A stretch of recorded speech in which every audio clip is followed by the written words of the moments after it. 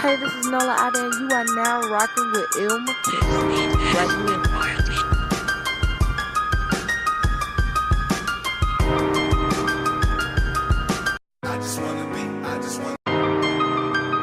Hey, this is Nola out there. You are now rocking with Ilma right here. Yo, what up, world? It's your man 504 Detroit. You already know every Tuesday, every Thursday, I'm tuned in to the hottest radio station across the land, Quarantine Radio. They put it down and they play all the hottest new music. Let's get it. It's your boy Gabe, and I want to give a big shout out to Quarantine Radio. Make sure you check them out every Tuesday and every Thursday. And thank you for supporting my new single, Down Low. I want to hear that new soul-free wisdom on Quarantine Radio. Yo, what's up, man? It's the Kid Swift, a baby, Young Swift. One time for the check-in with my dog, my homie, Il McKenzie, straight out of ATL, Georgia. And you know how we rocking out here, baby. Let's get it.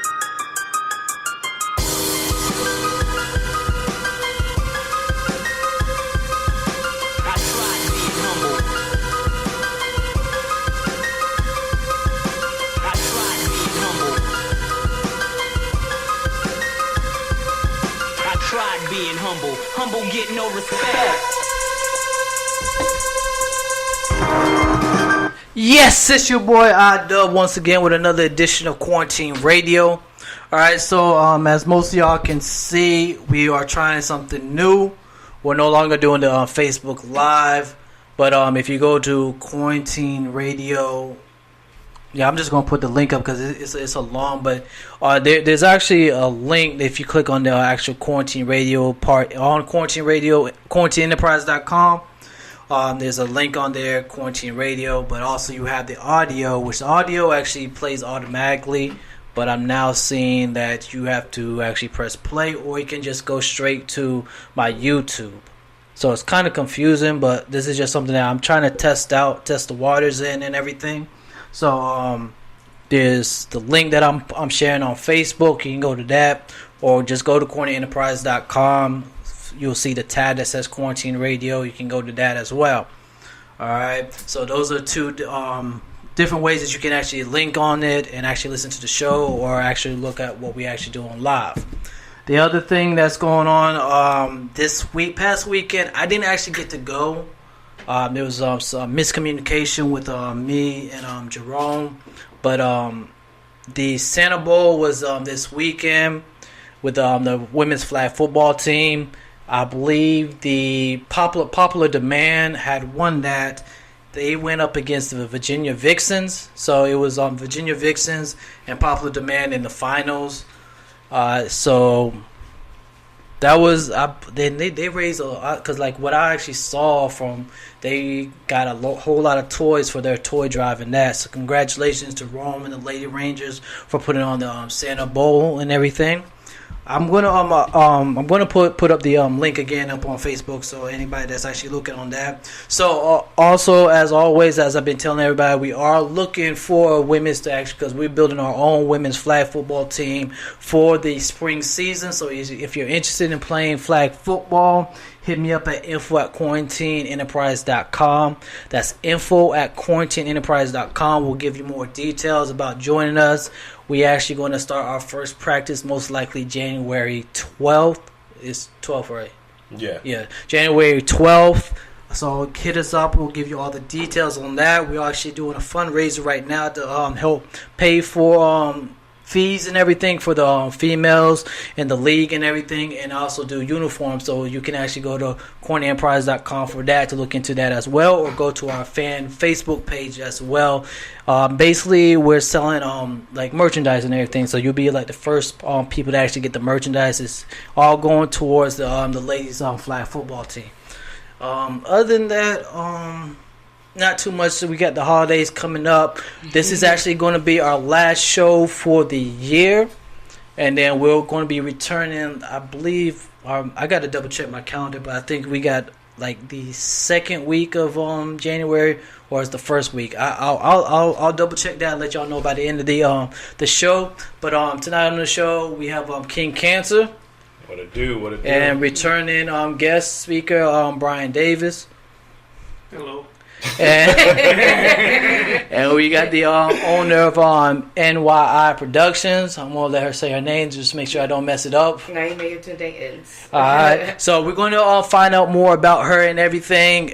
She's about to put on a play. If you look in the back, you see she have a play called Men Always Leave. We're going to actually ask some more questions about that. First track that I'm about to play is Remo Soul with Finally Free. Today is Remo Soul's birthday.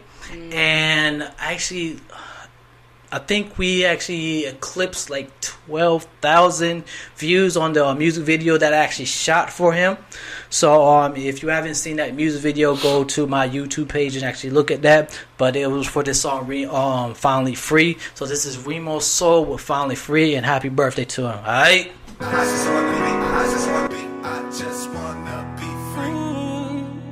Nothing stopping me, on top of me. I just wanna be free. Oh, yeah. Cause caught up in the streets, no, it's not for me. I just wanna be free. Cause I just wanna be, I just wanna be, I just wanna be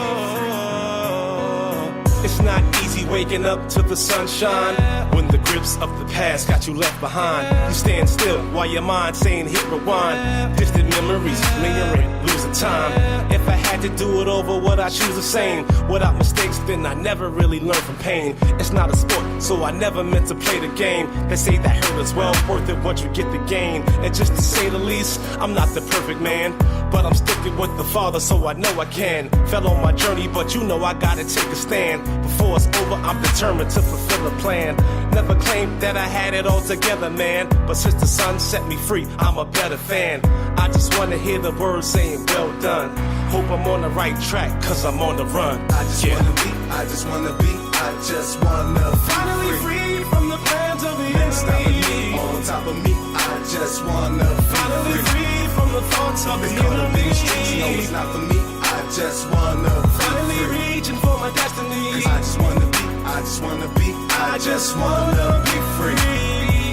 These poems don't end, just spitting flows with my friends. The streets that go down my pen while moments blow in the wind. Cause I was ball here to win when I was falling within. I heard a voice tell me don't worry, you'll be balling again. So for them years that I'm missing, this how the system was twisted. You hear what hustlers ambition, it ain't gon' stop till I glisten. Cause I was sick of just wishing, but my reality stuck. I had to get up off my butt and now it's finally us. Ain't sweating cuss or no bars or that cup all on my car. Because my thoughts are far beyond to take my place with the star. Not even think about racing, just gotta get down for mine. And hope the people embracing inside this race against time. So pardon it from school facing, but going hard is a must. I got my fists balled up cause so much targeting us. I'm flying high above the land, I only boxes with my hand. If we end up on top, it was just part of his plan. I'm saying I just wanna be, I just wanna be, I just wanna finally free from the plans of the enemy. On top of me, I just wanna finally free from the thoughts of the enemy. No, it's not for me. I just wanna finally reaching for my destiny. Cause I just wanna be, I just wanna be, I just wanna be free.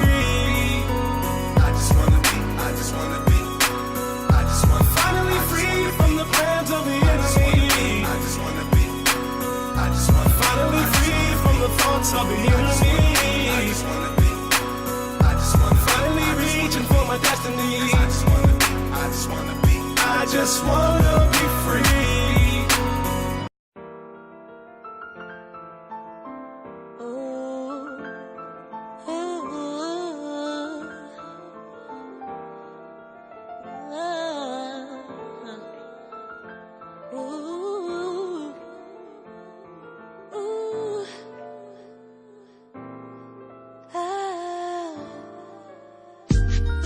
Put your pictures away. Anything that might bring up memories of the days and the nights we spent in love. You were my favorite song. Baby, tell me why we had to turn the radio off. Oh, boy, I ain't tripping on you. I'm just fine. Just fine. You hardly ever even cross my mind. And even though a blind man could look in my face and just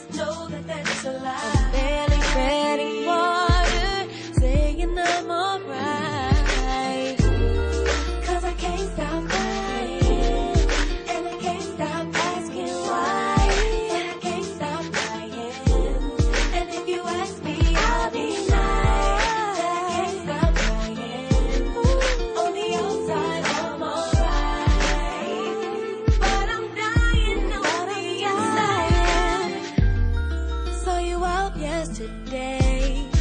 And I knew that you saw me. You was with your new girl, and I was with some random beast. Suddenly we locked eyes. Then I looked away before it got too hard to breathe. Yeah. Boy, I ain't tripping. No, I ain't tripping. You are just fine. Just fine. You hardly ever even crossed my mind. And even though blind may could look in my face, just know that that's a lie. I'm barely treading water, saying I'm alright, but I can't stop crying, no, and I can't stop asking why, and I can't stop crying. No matter how many times you ask me, I'll deny that I can't stop crying. On the outside, I'm alright, but I'm dying on the inside. Boy, I loved you more than anything. It's so hard for me to move on. You were the biggest part of me. I'm pretending to be over you, knowing all my days are blue. I guess living in denial's what I gotta do. I'm so lost without you. 'Cause I can't stop crying. I can't stop crying. And asking why. I can't stop crying. Oh no. And if you ask me, I'll deny that I can't stop crying. No, no. On the outside, I'm alright, but I'm dying on the inside. 'Cause I can't stop crying. The tears keep falling, and I can't stop asking, and I can't stop asking why. I can't stop lying. And if you ask me, I'll deny that I can't stop crying. On the outside, I'm alright, but I'm dying on the inside.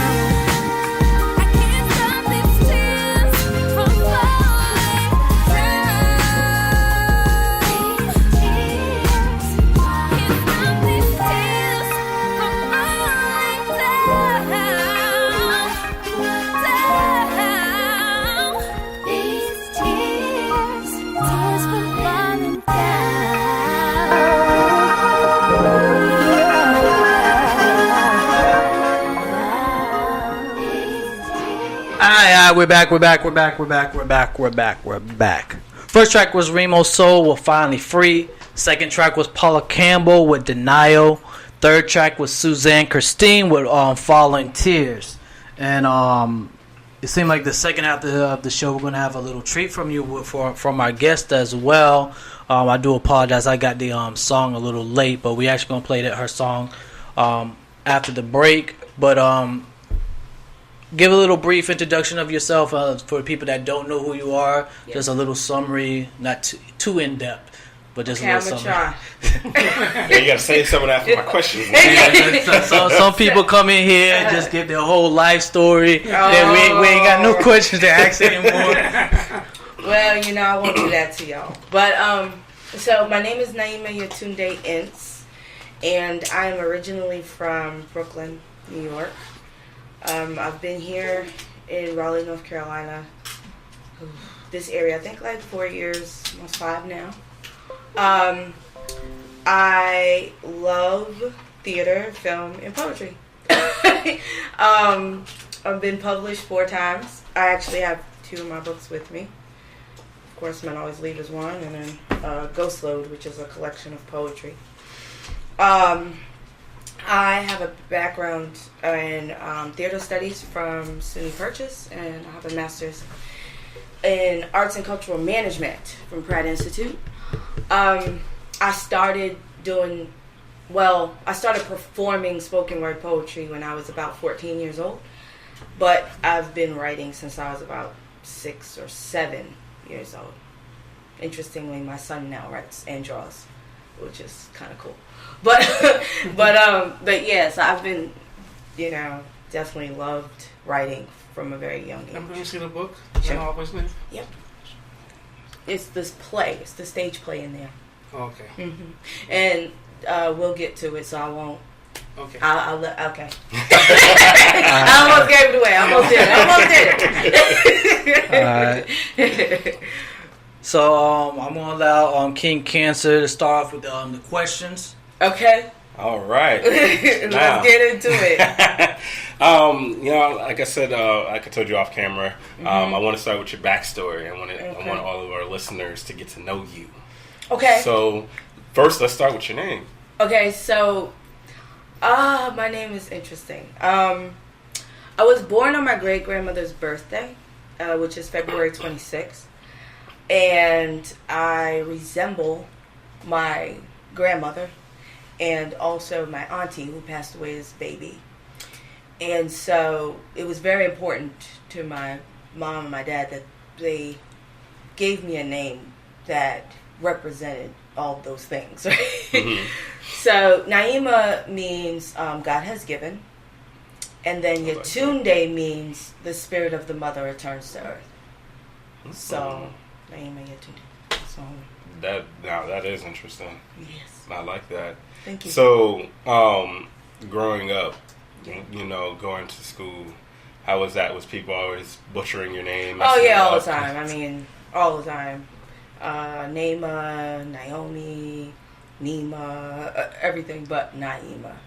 It happened, But it's okay. You just say, no, it's this way, you know, and you say it, strongly. That's how my mother brings me to be. Now, as a kid, did you ever, as a kid, go back to your mom and just be like, You know, I understand why you gave me the name, but why? Not really, because, you know, my family was really big on our culture and really big on embracing that, embracing who we are, and as African American people, or African people, you know what I'm saying? So my name had all this importance, and so I really just said, no, it's pronounced Naima, you know, never afraid to say how to say it correctly, you know? They can learn all those long Russian names. Why can't they learn Naima, right? So that's true. So that's what my mother would teach me. So I don't think I've ever had that feeling.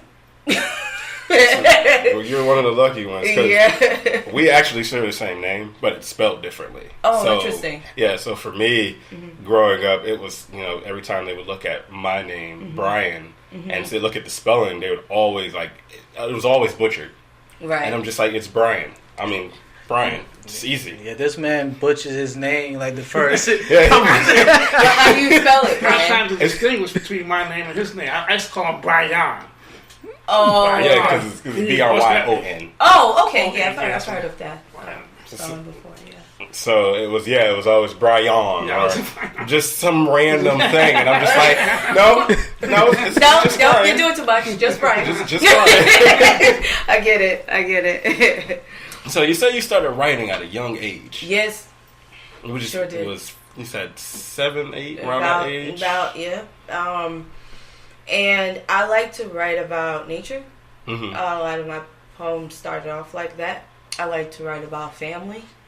I like to listen to music and then interpret my own thing. I grew up in a household with a whole lot of music, lots and lots of different kinds of music. And it's always inspired my writing in a sense. And I think that even with my spoken word, it has melody to it. And I think some of that is because, you know, I come from a musical family. I do. So poetry was the first thing you started writing? I think so. I can't really tell you. You know, I'm being honest. I just remembered liking to, you know, put words together and come up with a creative way of saying something, you know. Then I started to write songs. I think I wrote my first song when I was 8 or 9.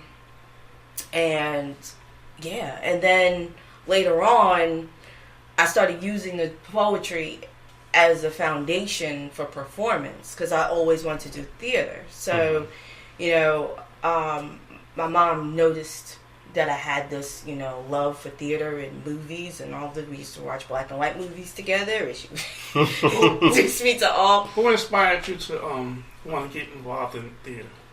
Who was your inspiration? What you mean as like an inspired who writer? Who'd you read or who'd you see and say, I want to do that? Okay. Something clicks when you see somebody do something that you want to do. Right. Say, I can do that. Well, so many. I would say so many, but two of the things that stick out in my mind when you say that is when I saw August Wilson's play, Piano Lesson. I love August Wilson. My mom gave me For Colored Girls, you know, at a young age, and what I loved about that was that it was this poetry in this theater form, and then when I got to see the play, I was just so moved by like the idea of, you know, putting together this kind of a story. I also think about the time that I saw, I don't know if you remember, but Bringing the Noise, Bringing the Funk with Savion Glover. My mom took me to see that. On Broadway. Oh, yes. Yeah. And it was a memorable moment for me because it was dance, but they were telling a story through theater, you know what I mean? Yeah. So it was just really amazing. I was like mesmerized the whole time. So those are some, you know, of moments that I remember of being like, aha, yeah, I want to do this.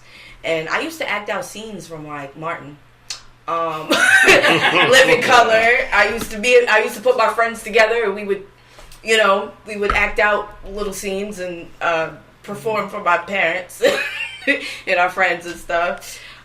So I think I've always loved it. Well, that's a very big difference. Like you talked first about the comedy, which is Martin and Living Colors comedy, but you talked about Color Girls, which is a drama, right? So it's a big different spectrum. So, it is. But I was inspired by all of it.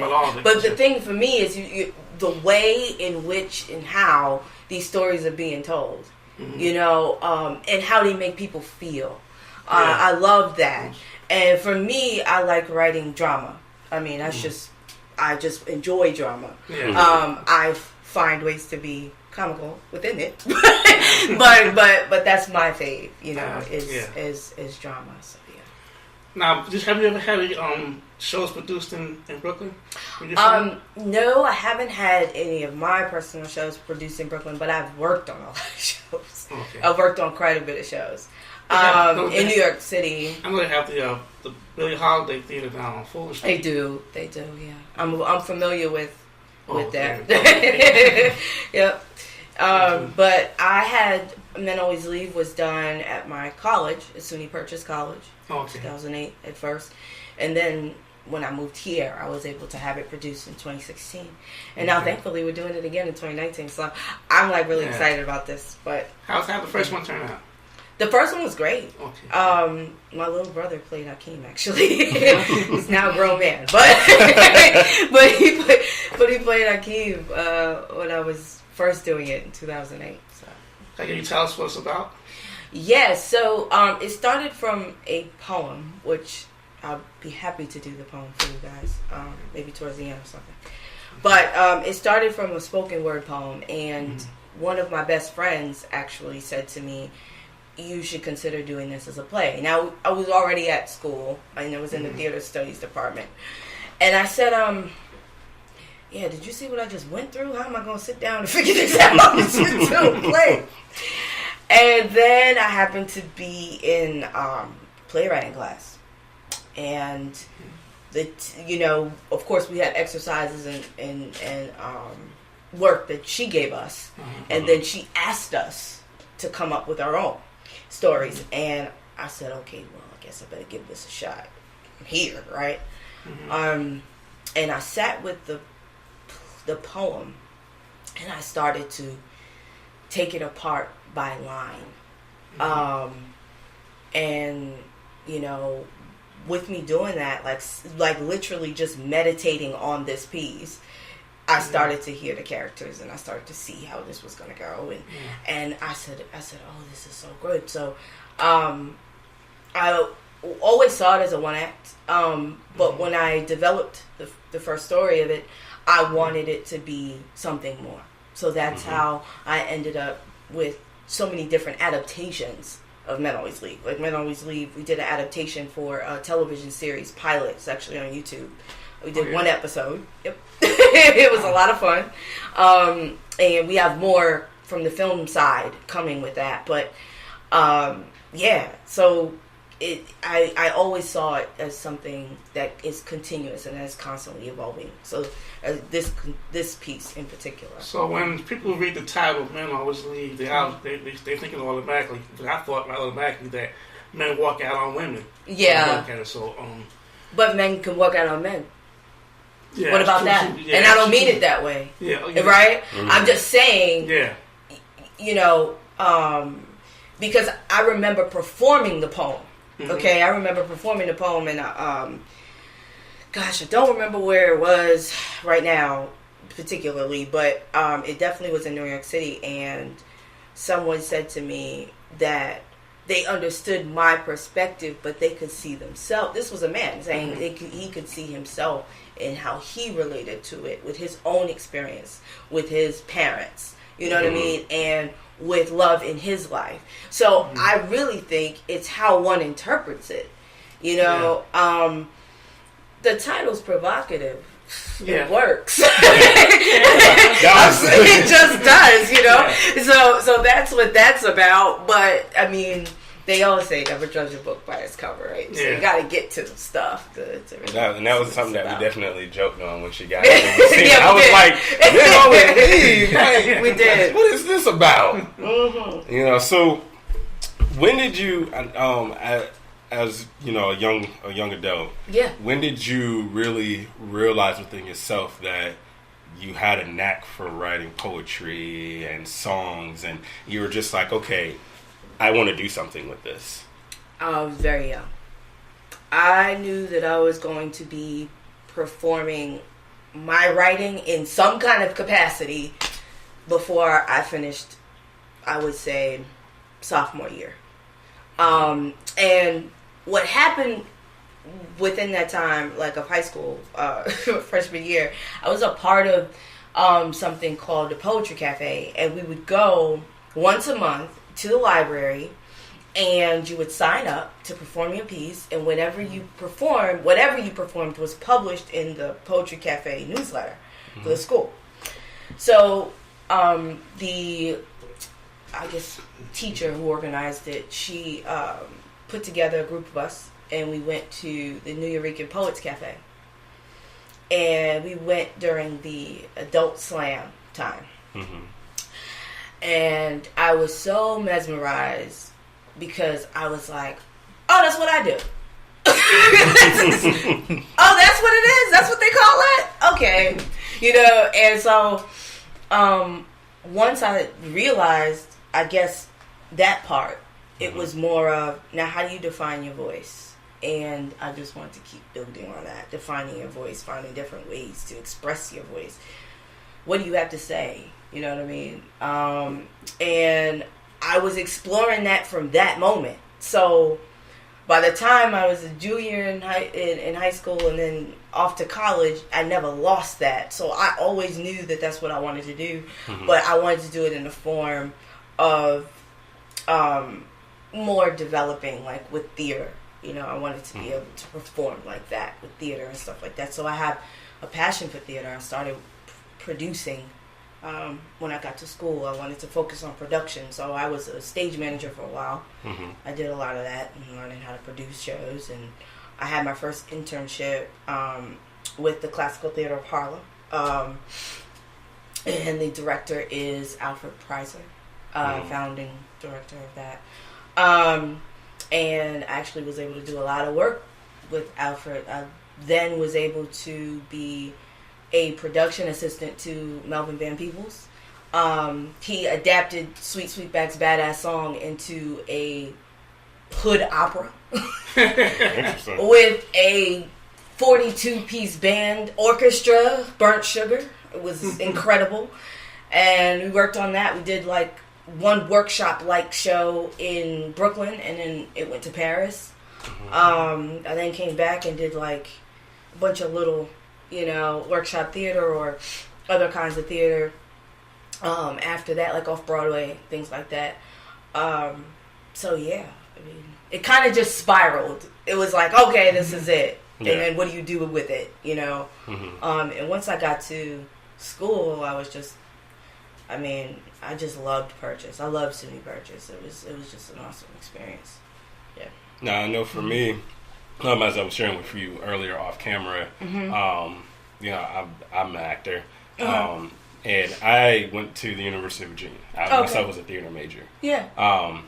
So while I was there, I wanted to, you know, like I wanted to focus on the production side of theater. Mm-hmm. You know, so like you, I was a stage manager for a couple plays. I did lighting design, I did sound design.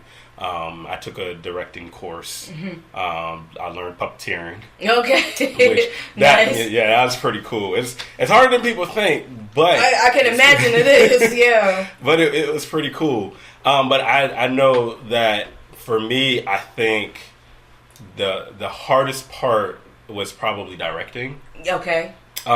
Because I know for me, I'm more of a type of person where, you know, just give me the script. I love to act. Right. So just give me the script. Tell me what I need to do. Mm-hmm. You know. But I would say that was my challenge. So for you, while you were in college and you were going through learning the production side of things, what would you say was your biggest challenge? That's a good question. I say balance. I love writing, producing, directing, stage managing, development. Balance was my issue. Mm-hmm. I wanted to be a little bit involved in everything, which worked sometimes, but then I would say my more sophomore, junior year, I had to hone in into a focus. And that was hard. And I did directing, like you said, and I love directing, but I always wanted to direct stuff I wrote, you know, not just other stuff, but I wanted to direct stuff I made, you know? And I remember my teacher saying to me, well, it's hard to be a writer and a director in the same room. And a real or a successful director is able to get what they need from the actors, and how are you going to achieve that? Yeah. So I started to really think about my pieces in compartments. I had to. It's like, you know, if we're going to produce, I'm not going to think about Naima the writer. We're going to think about Naima the director, and here's how we're going to do that. Yeah. You know, it was really just intent. Not that I am the same person no matter what, but it's the intent of saying, this is what we're doing now. We're not doing anything else. Yeah. So balance was my challenge, but then I found that I love development. I love the process of how things are produced. And so that's how I later became to go to Pratt Institute for Arts and Cultural Management, because I wanted to learn the business side and the inner workings and the foundation and how do we do this kind of thing. I got a question for you, because like that's probably like one of my main issues with myself is like I try to do too much, because like we actually had a web series that we were supposed to do, but like because I do so much, I wasn't able to focus on it, and like I even jumped in, like did promo pictures, had everybody looking for. We haven't filmed one scene yet. Everybody was like, yo, what is this? What is this? Yo, let me know when it's going to happen. Right. I never got to film one scene for it. I'm still trying to do it, but like we probably going to have to recast and everything. But like I got to the point where it was like, yeah, I got to focus on one thing. You got to build that up as a foundation, and then just branch out on that. Because like I got everybody so hyped up about it, and like I didn't even film one scene yet and stuff like that. So like how was it for you as far as like being able to focus and then build up your foundation, and then kind of like drifting off in those other directions? Because I know that they were telling you that you have to focus on being a writer, then a director. So like how did you like focus on one and then intertwine those two to build up your foundation? Well, I like to think of myself as a very interesting person, in the sense that I'm an artist, but I do understand the business of how this is done. Sometimes I feel like as artists, we can only kind of be in a creative mind frame, but I also have this like screaming entrepreneurial spirit, you know what I'm saying? And so I really wanted to see my dream happen. That's just what it is. I thought of N.Y.I Productions when I was a sophomore at SUNY Purchase. And I actually still have the plans that I wrote down for it. And the vision, you know. And what happened is I did Men Always Leave with the Women's Theater Festival, which was a lot of fun. It was the first annual Women's Theater Festival here in Raleigh, North Carolina. And then I was inspired by the experience to say, I need to do this again. But I need to do this again this way. And so at which point I, while we were doing this, actually, this is funny. While we were doing this, that's kind of like how I met Kamel, who's here taking pictures, and my other partner, Quentin J. Hammond. So he does photography, and then Q does cinematography and editing and things like that. So I was introduced to them by another mutual friend. His name is William Davis, who does poetry. And I was doing this with the Women's Theater Festival. So I said, would y'all like to come film it, so we can have, have it documented and everything. And they did that. And then later on we discussed, and he was like, well, what do you plan on doing with it? And I was like, well, I want to do the play again, but my vision is to also have this in a series. I want to have this in film and all these different things. It was like, okay, so let's do it. And I was like, what? It's like, so let's do it, like, right now. I said, right now? So then I had to sit down and actually think about this idea that I thought about while I was in college, right? So now I'm like, okay, let me get together. Because they said, let's do it, right? So I sat with it, and then I thought about how I wanted to tell the story, in a series, like how I would do that in a series. And so that's where the adaptation of Men.Always Leave film came from. And then we said, okay, well, we're gonna do this thing. And then she said, well, I need to create the umbrella. And that's how I said, now that we have the focus, N.Y.I Productions, theater and film. So you already got the stage play, it's already been published, and now we're just going to do the adaptation of that. And I have so many other pieces that I'm working on that I want to do, but I know that until I see this thing through, it's too much. You know what I mean? So you gotta, like you said, it's compartments. You gotta focus. Men.Always Leave is the focus right now, but there's so much more to come from us. So with N.Y.I Productions. Is any of that, can you share? Sure. There's Cry, Pray, and Put on Lipstick, which is a play that came out of a conversation with my mother. Literally, she said, sometimes you just have to cry, pray, and put on lipstick. And I said, oh, well, that's the name of the next play. I said, well, let's talk about this.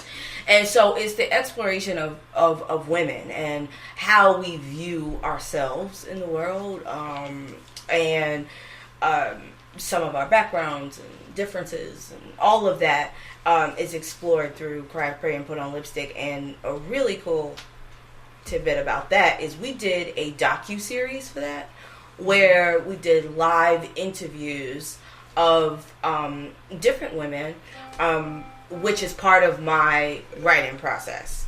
So none of the interviews, like the information from the interviews, goes into the play verbatim, but it's all about like the process for me and how I was able to develop some of the stories just by having those real conversations with these women. I interviewed about 10 women in total, and 5 of them were alive interviews. What is the Men.Always Leave actually about? What's the story about?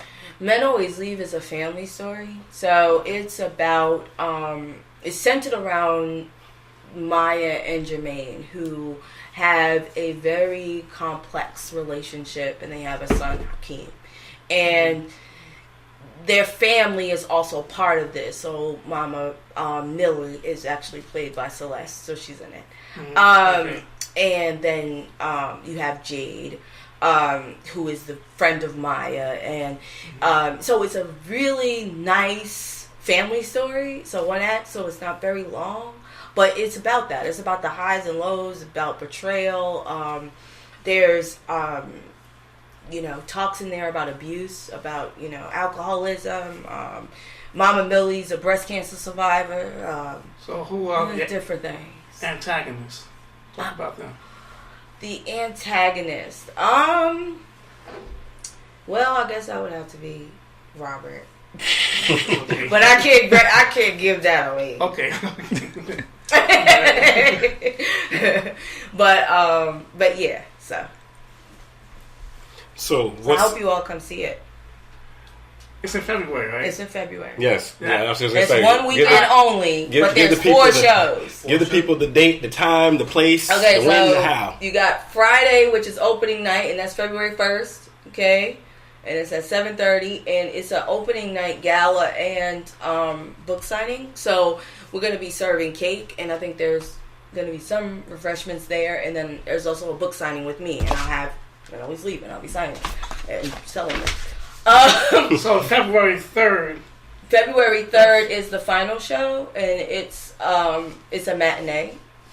And then February 2nd, we have 2 shows. So we have a matinee, which is also a talkback session, and the same for the evening show at 7:30 is a talkback as well, where we'll discuss our experience and also ask questions of the audience and how they felt about the performance.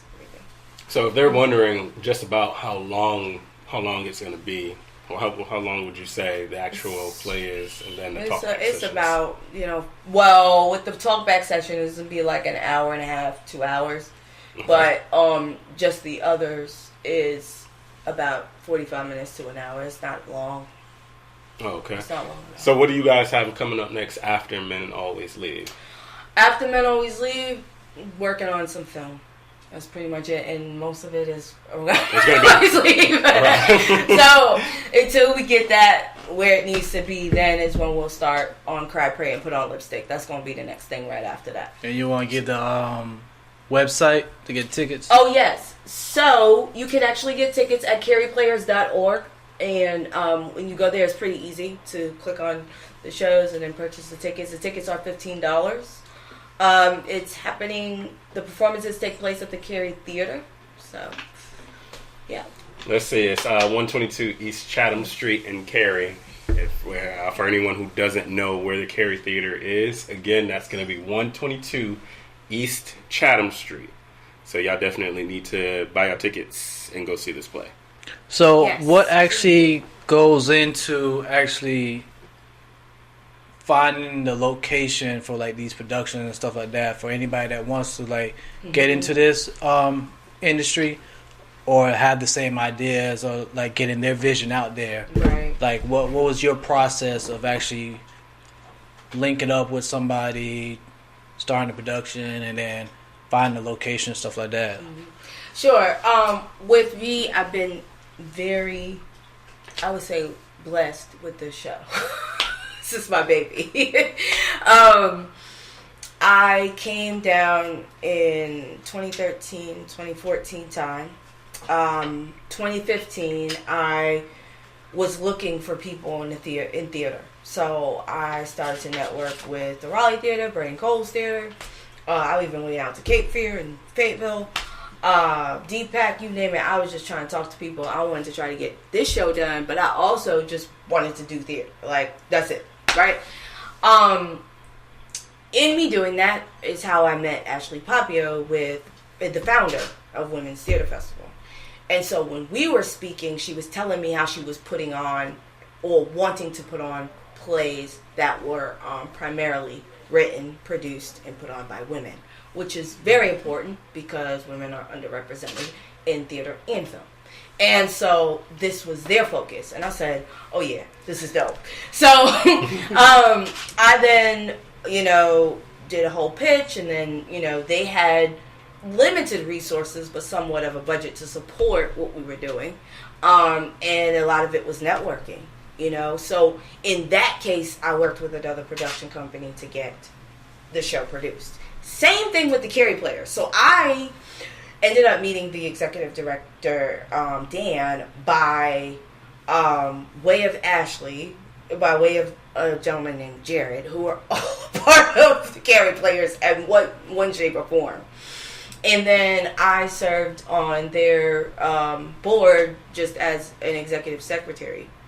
I had, because of my own demands, I had to remove myself from that role, but they wanted to support what I was doing with N.Y.I Productions and asked us, how could we do that? And I said, well, we got to get Men Always Leave produced. And they said right away, yes, we will do that for you.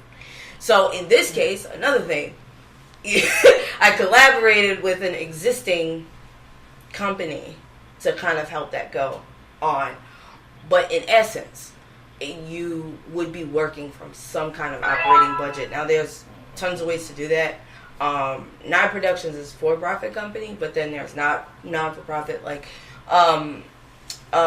Cary Players is a 501(c)(3), so they're a community theater program. So it was really cool to kind of collaborate with them, as being an LLC and there being a community theater, and one of the longest standing community theaters in Cary. So it's exciting. I'm like hype. Yeah, well, whenever I talk to a business person and they mention network, I always ask them, "Have you ever heard of 6 degrees of separation?" Yeah. Like, it's always amazing, like, when people talk about, like, how they met one person they yes. introduce them to another one. Right. Because, like, it is, like, always 6 people that going to get you to that one person that you really need to talk to. So it's like... That's like, for example, you know, N.Y.I Productions, I always wanted to do theater and film. Now, my background is in theater. I know how to direct. I know how to write. I write screenplays. But I never do film. So I needed to find those people, right? So through William, I was able to find Quentin and Kamel.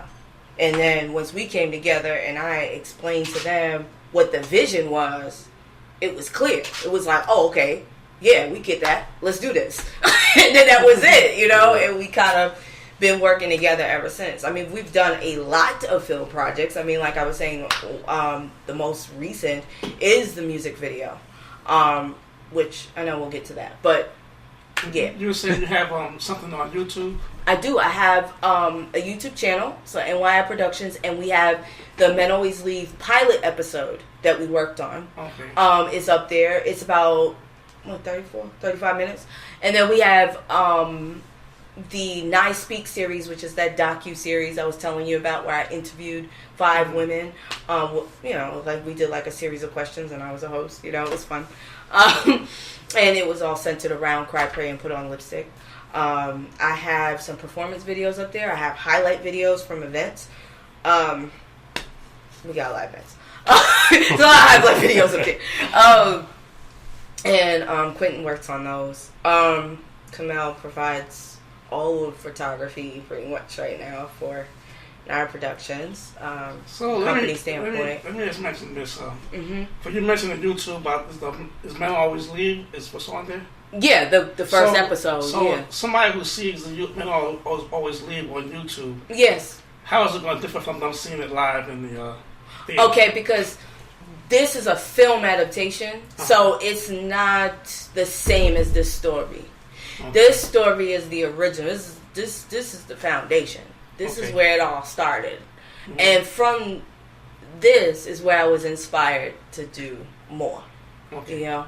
Mm-hmm. So it really is, it's taking from this, but it's an adaptation. It's not the same story. So the people need to know that when they watch the that characters on YouTube, are the same, but when they watch that on YouTube and then when they go see it in person, it is two different things. Two completely different things. You're not gonna, and plus you're gonna get more show out of this. Yeah, you get way more show out of that. Is it a musical? No, but there's music in it, and like I said, I do the poem, and I have music in it. So my next question is: how do people who want to work for you or work with you, who want to act in any of your plays or do anything? How can they get in contact with you? How do they go about that? Well, I have a website, so it's NYIProductions.com. And then we are also on Facebook, N.Y.I Productions LLC. I'm on Instagram as 00_N.Y. And on Twitter, even though I barely use Twitter, I just send everything there. But I'm on Twitter as well, N.Y Productions. But yeah, the more direct way is by going to NYIProductions.com, because I have a section for that, like for inquiries and people who are interested in learning more about the company or being a part of the company. How did you meet Celeste? I met Celeste through Ashley. Ashley was in Ragtime at the time, and I needed, because I don't know if you know Edith too, Edith Berry. She's an actress as well, and I had auditioned Edith and wanted her for the role, but then her availability changed. Okay. And so Ashley was in Ragtime with Celeste and asked me to come to rehearsal and meet her. And so I did, and then me and Celeste been tight ever since. I love her. She's a good actress. I love her. She's a very good actress. Yes, she's a great actress as well. I'm about to take a music break, and we're actually gonna play one of your songs, and then we're gonna talk about your music as well. Shut the door, yay! Yeah. But that's most likely be the last song that I play before we come back from the music break. But I'm gonna take a music break, then we'll come back, chop it up some more, and get in a little bit inside our head. Talk about a couple of current event stuff as well. I don't know if we want to do sports today or not, but I might just briefly just go over the rankings and the sports as far as the pick'ems and everything. But we might not pick our picks this week and everything. That people that's been keeping up with that. But first track that I'm about to play is going to be "Dance" by Brittany Camille. This is "Dance" by Brittany Camille. Then we'll come back, chop it up some more. All right.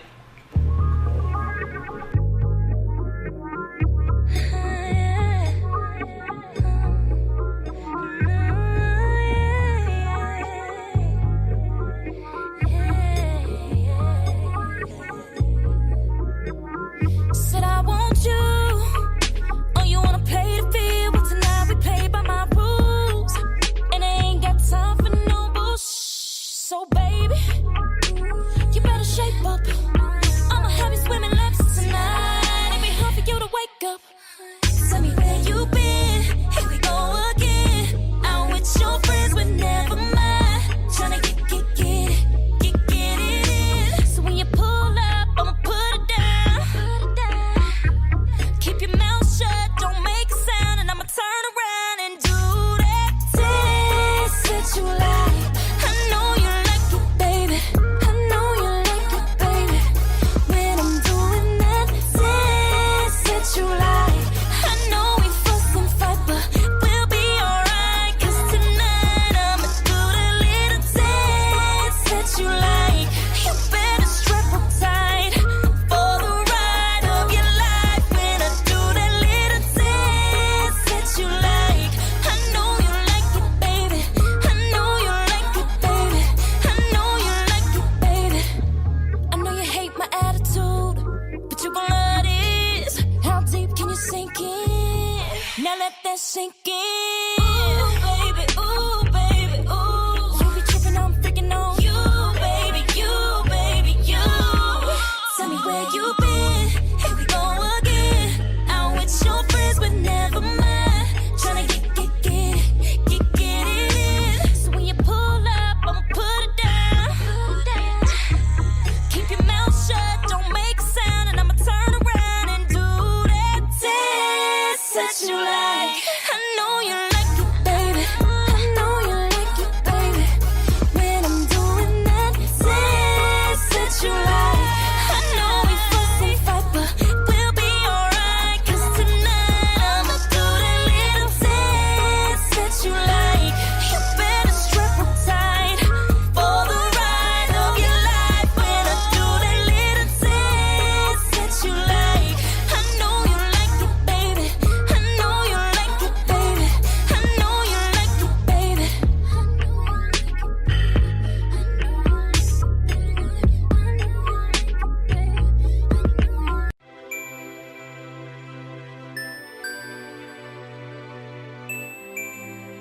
Big Daddy the DJ. That's my DJ.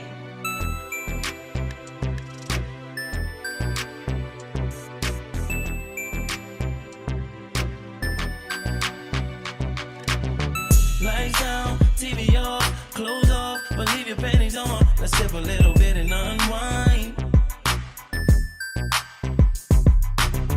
She ain't perfect, but she good enough for me. Always come to give me what I need. She take her time and always do me right. One more shot, you know how I go. Take another shot, then we gon' tell it on the floor. Teach me, I'm listening. Tell me your favorite position, then I'ma go all in. The way I sex you tonight, you gon' wanna do it again. You where you need to be. Way I do it to you, you gon' wanna marry me.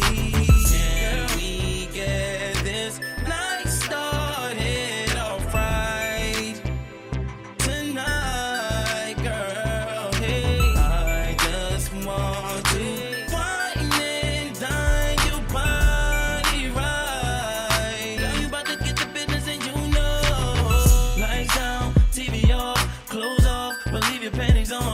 a little bit and unwind.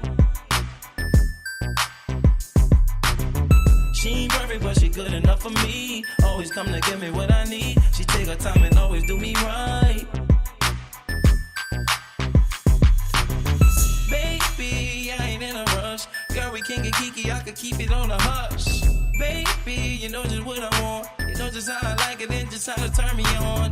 Sexy, you know how I like it. Girl, you know you made me wanna bite it.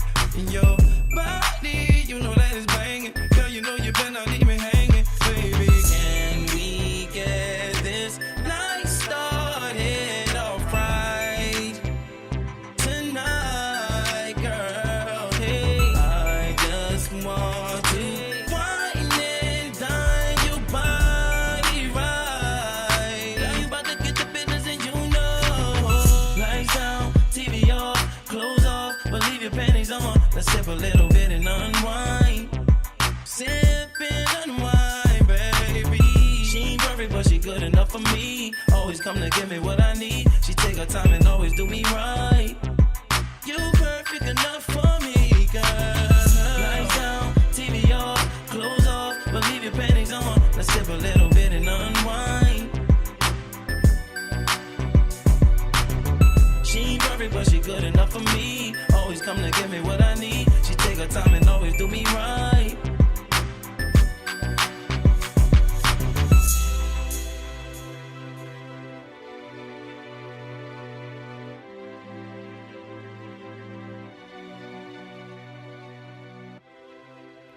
Yo, yo, what it do, world? You are now tuned into the sounds of Quarantine Radio.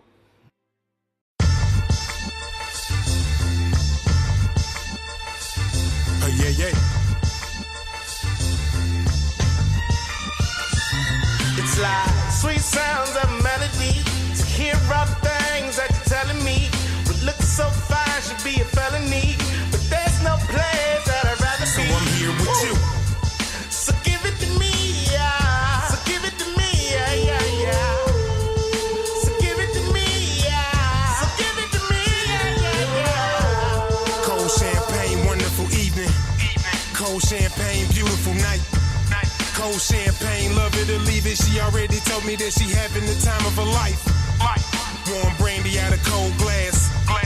Warm brandy, apple rose splash. Warm brandy in the round ass. Cut the end of the stogie, smoke it and then kick back and laugh. I tell her, holla if you're no good. Then put my feet up on that rosewood. High class, top dollar. Nice to meet you, sweetie. Really, this is my honor. I know a gold medal when I see it now. Standing there looking like rose petals in an evening gown. The type of beautiful woman you only read about. You already know what it is whenever it's me around. Sweet sounds of melody. To hear all the things that you're telling me. What looks so fine should be a felony. But there's no place that I'd rather be. Woo. So give it to me, yeah. So give it to me, yeah, yeah, yeah. So give it to me, yeah. So give it to me, yeah, yeah, yeah. Cold Chardonnay and fresh fruit. Cold Chardonnay in my best suit. Cold Chardonnay in the Lex coupe. She just wanna hold it while we rollin' Summit Avenue. Warm sake in a half graph. Warm sake in a bubble bath. Warm rice wine out of Okinawa. Can't help but notice cherry blossoms as we roll past. I'm with a diva that's pretty, you know. They gave me the key to the city, you know. And this wrist game 20 below. Cause I do it like nobody ever did it before. She call me Big Papa in the helicopter. I tell her word proper like a teleprompter. I showed her another lifestyle. So won't you turn the music up and cut the lights down? Like It's wow. loud, sweet sounds of melody. To hear all the things that you're telling me. What looks so fine should be a felony. But there's no place that I'd rather be. Woo. So give it to me, yeah. So give it to me, yeah, yeah, yeah. So give it to me, yeah. So give it to me, yeah, yeah, yeah.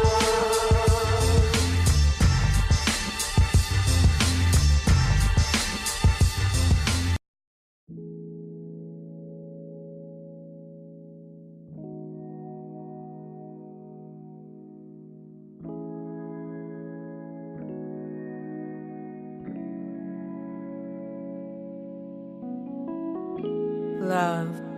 wraps us like a summer breeze. We rise and fall, giving way to a tug of war, too tough to lose. I don't wanna let go. Baby, don't you close that door on me. I'm thinking you should give me you a try. Said this ain't nothing new to me. Nah, this can't be like how it used to be. It would break my heart if you went away. I'm doing what I can to convince you to stay. Please don't run away from me. No, baby, don't you shut that door on me. Baby, don't you shut that. Go nowhere, stay where the windows fog hazy from the submersion of the rain, close to a crack on stained glass where images of us cruise in hues of the sunshine. Deep down I got the light in my soul, contemplating the beginning, never the end, holding on to something like a faded dream. Closed doors make room for this, for new ones, drifting into a space of comfort for my lonely, missing the way you hold me, reaching for your hand and saving smiles in this photographic memory. We keeping up with the waves in this chemistry, holding on to an endless history. I don't wanna let go, but I could and I will. Baby, don't you close that door on me. I'm thinking you should give me you a try. Said this ain't nothing new to me. Nah, this can't be like how it used to be. It would break my heart if you went away. I'm doing what I can to convince you to stay. Please don't run away from me. No, baby, don't you shut that door on me. Baby, don't you shut that. Yeah, yeah, yeah, yeah, yeah, yeah. Oh, no. Baby, don't shut that door. Baby, don't shut that door. Baby, don't shut that door. Baby, don't shut that door. Baby, don't shut that door. Baby, don't shut that door. Maybe we should talk. Run fast through high grass fields where we hide and seek. I'm seeking for the rest of you. Heart breaking down on us. Don't shut the door. When the ink bleeds like the heart does. Just wanna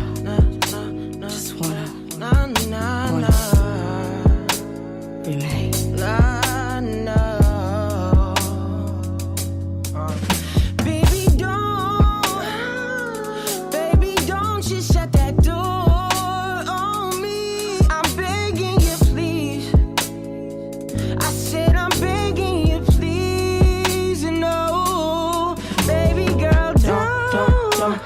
Shut that door, baby. Don't shut that door, baby.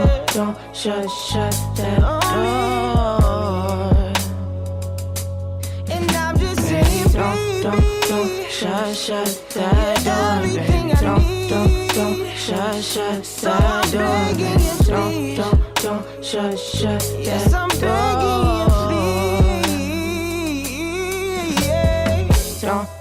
Don't shut that door. Aye, we're back. I gotta say, that was good. Yeah, that I'm glad. That's a good song. I like that. Yeah, that had that flowy vibe to it. Yeah. I really like that. Really like that. Neo soul type of vibe and everything to it. What did that? Is that like a kind of like a soundtrack to one of your plays or anything, or how did that come about? Well, it's so funny, man. I just keep thinking of ideas. Dead serious, like that's what happened. So I was getting ready to have this book signing at a local art studio, actually called Authors and Arts. So it's founded by Tara Henry, and that's her focus, is to have art events, but also to have authors there. And so I was getting ready to have this book signing, and she was creating a signature piece of art, and she created this castle door, and it's based off of Men Always Leave, the book cover, and it's really, really cool. And we were just talking about the event, and I was like, well, Men Always Leave has a book. Now it's got some art. So, doesn't have really its own song, like to it. I said, I should do this. And I ended up calling, I think we called this gentleman, his name is Isaac, and then he knew Ethan. And again, networking. He asked me what I heard, and I said, I want to do this with an R&B artist. That's what I hear. And I said, it needs to be R&B. And he said, okay. And then Ethan and we met up and started to brainstorm. It took us 1 hour.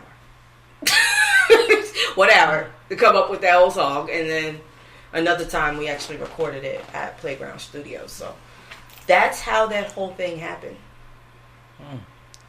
Yeah. That was really good, though. I'm glad you enjoyed it. I was just sitting here and I was just listening to it, and I was like, man, because we don't hear that now. And I was just like, I couldn't hear that on the radio. I'm like, I'm glad that there. That means a lot. I really feel like there's a lot of people out in the world that would love to hear that type of music. Cool. Thank you. You deserve it. That was really good. I enjoyed it. Yeah, because it's just kind of crazy what Cancer was saying and everything. Because you really don't see a true R&B nowadays. Oh yeah. And on the radio and stuff like that. Like you'll hear bits and pieces like on people's albums. Because like I got Tidal, and like sometimes I'll go back and like listen to a whole person's album, but like their I guess their radio play tracks and everything, you don't hear that, but like they have those hidden songs, tracks, for the thing. And like because I would just listen to it and just vibe into it and everything. Like they, like I said, it just remind me of Floetry and everything. Are you planning to put more music out like that? Or? I am. I'm going to do more music. But Ben always leave first. What's Men Always Leave, man? Focus, man. I want to do so many things. I have a bunch of plans, but it's, gotta focus. So you're trying to link up with other R&B artists and everything? Ideally, that's what I would want to do. Like keep that vibe going. Yeah, that would be awesome.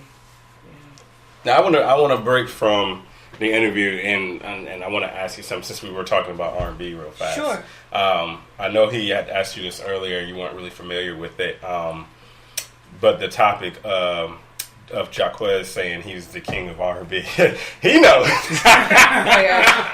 Okay, clearly Kamel heard this. I didn't hear it. I can say I like Jacquez's music. I know who he is, but he's definitely far from anything like trying to claim to be the king of anything R&B. I can understand him being inspired and really being talented and successful in his lane. That's great. But it's his lane. I don't think he actually approached Keith Sweat like this was like really, really bold. Like he approached Keith Sweat. Yeah, he told him that he was the king in his generation, but I got it now. Like he told this to Keith Sweat's face, and Keith Sweat just looked at him, and like Keith Sweat said, "No, I still got it."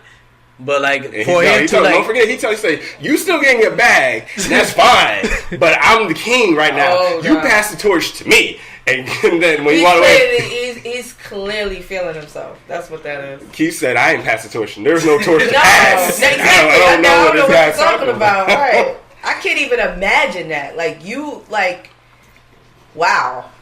But he tried to clarify himself and say he's the king of R&B in his generation. So that's from the 16 to the 25-year-olds. No, but he's still not though. Like, I mean, he's good. I like his music, but he, like I said, in his lane. Like, I never heard of him. See. The sad part is a lot of people better than him. A lot of people. I can't even speak on that right now because obviously he the king. So he Look, he might say some justice out here to get you, man. But I feel like what he started, because like even the Dream came out, and like I would be for it. Like the Dream said that the real true kings of R&B should come together and do a tour. Like he was talking about Dream, R. Kelly, Usher, Chris Brown. There was somebody Trey else Songz. too. Trey Songz. I saw Bryson Tiller's name on there. Yeah, like that. And I think I saw hers name on there too. How they and I love Bryson Tiller, but how he get added to that bill? Yeah, I was thinking that too. Can everybody just stay in their lane? Like, huh?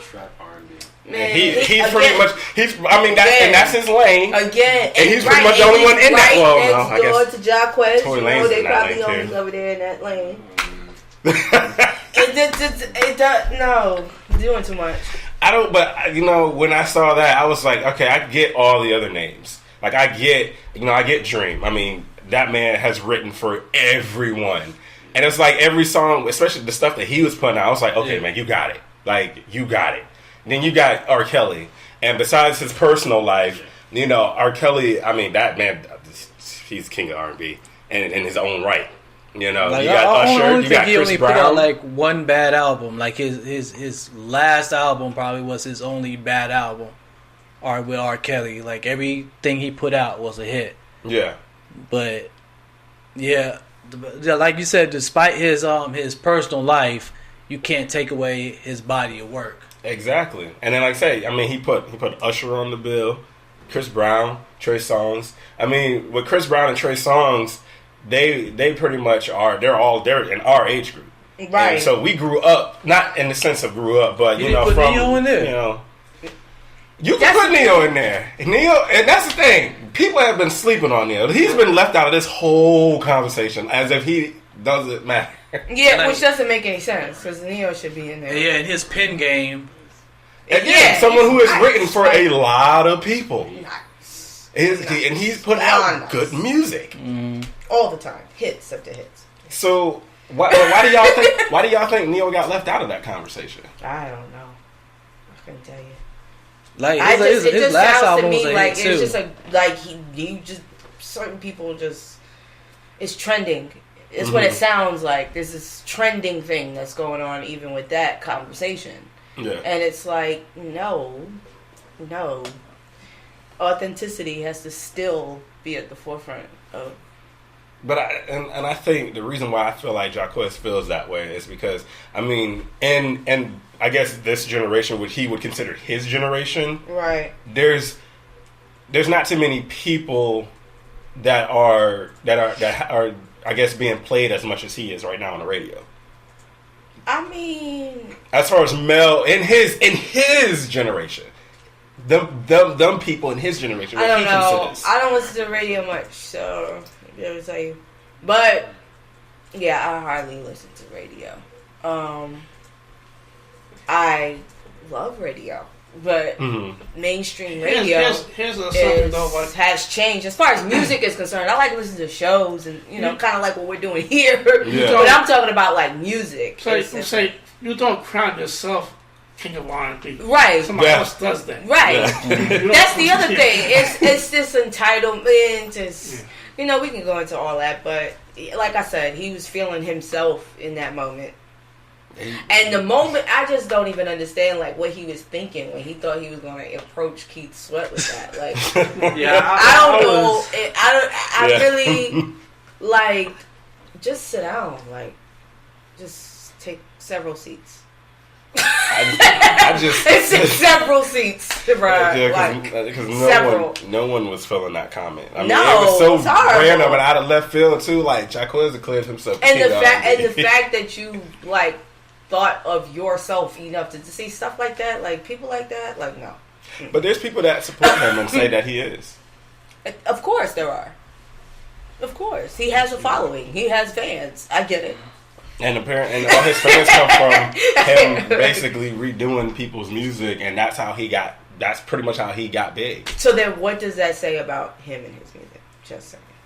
But see, they'll come out and say, well, he has his own music, and his own music is pretty I was good, about too. to say that. I've never heard an original track from him.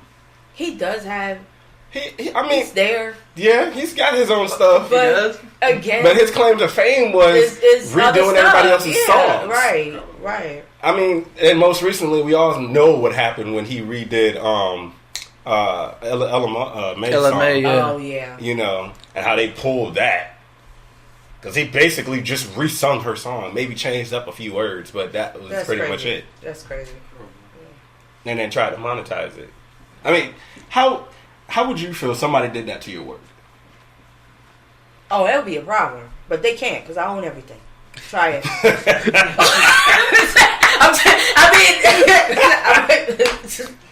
That's just what it is. I own everything. But with yourself being a performer and being, you know, everything that you are, when you heard about that, how did that make you feel? Well, I always think that by taking someone else's stuff and then trying to make it your own is wrong anyway. Mm-hmm. You know what I mean? Especially if you don't get the rights to do it, and then you don't get the rights to do it, and then you just... It's just horrible. Like, if you're an artist, then do your art. Do your own thing. Why take someone else's stuff? You know? What do you get out of that? So how do you feel when people, in a sense, you know how like they remake movies and or they remake a song, in a sense of not, you know, taking the original and just basically it being the original, but they turn it into their own. Yeah, but that's different. Because that's taking something, and then, again, we were talking about adaptation. What makes this different from the film? What makes this different is this is the foundation of what spun that. Yeah. So if I ask for rights to make my own adaptation of what like I was explaining to you guys when I was younger, I used to listen to a lot of Ray Charles and, Ray Charles, James Brown. I had moments, okay? I had to listen to them, like, for real. And I would make my own piece out of what I was hearing. Yeah. But again, it's what I was inspired to create based off of whatever was already there. And it might have the same couple words, you know, same melody and all that. Mm-hmm. But that's me being inspired and moved to do it, as opposed to just taking somebody and re-singing it. I mean, there's nothing in that. Exactly. You know, so I wanted to get into, you was explaining to us the partnership that you have going on here. So explain that to the people. Yeah, sure. So N.Y.I Productions is the overheading part of N.Y.I Productions, but then I partnered with QH Films, which is the film company that is founded by Quentin J. Hammonds, who works with me. And then Kamel's photography is Kamel Hurst, right here. Alright, so he's the founder and owner of Kamel's photography. So in order to have that experience of N.Y.I Productions being able to produce theater and film, I partner with them.